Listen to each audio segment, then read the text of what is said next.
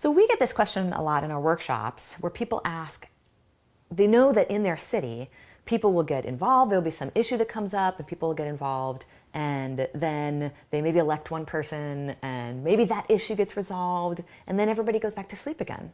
So how do we get out of this sort of wave of action and then a long run of inactivity? Right, yeah. So actually, one of the more interesting questions that came up in the 2016 primaries was to Bernie, and he was asked exactly this, is how do you snap out of this erratic engagement, cyclical activity, where, as you mentioned, there's a spike of activism and then things die down. And his response was actually pretty clear and simple, is the way he phrased it was, okay, there's a bill on the floor, X1538 or whatever it is, and there's huge opposition, and the bills that are put forward are by definition, at least in his mind, were popular. They had a lot of popular support. So how do you make the connection between this kind of alien force that's making a decision within closed walls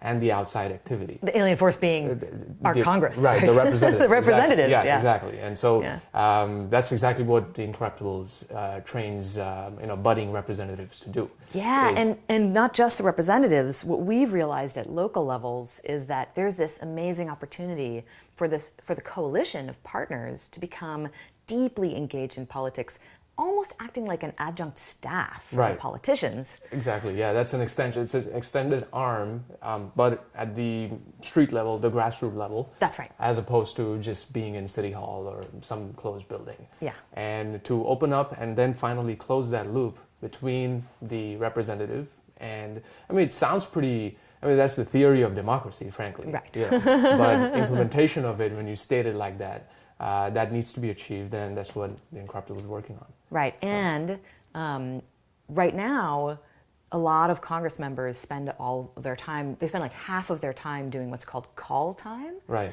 Which is they're on the phone, they're like in a cubicle, they're given a list of billionaires and millionaires, and they're literally spending 4 or 5 hours every single day calling them. Right, right. And so we know there's plenty of time. That's right. They have time to do this, That's right. Especially hold a town hall or a quick discussion at a library. Right. And instead of these lists that they should go through, they should instead actually have a list of these events to attend. That's right. Where they can make the bill numbers known, where they can make the agenda known for the next week, and constantly involve these the activists on the outside. Right. So it's kind of a it's part of our philosophy that elected officials should spend 50% of their time listening to, activating, and mobilizing their constituents. Yeah, totally agree. Yeah. And what's interesting is that when we look historically at the way that political movements also happen in this kind of cycle, right? So in the 30s we had this big movement, and then in the 60s and 70s we had a big movement, and so we're sort of overdue for a movement right now.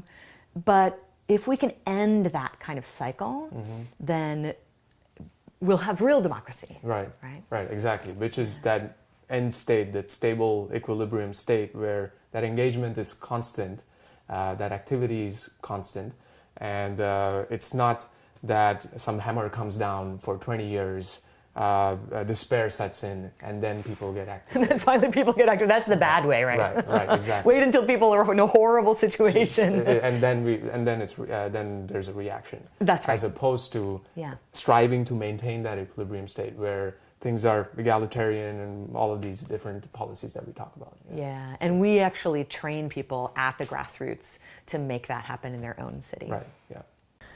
If you like this YouTube video, then please subscribe to our YouTube channel. If you want to donate or volunteer, you can visit us at theincorruptibles.us.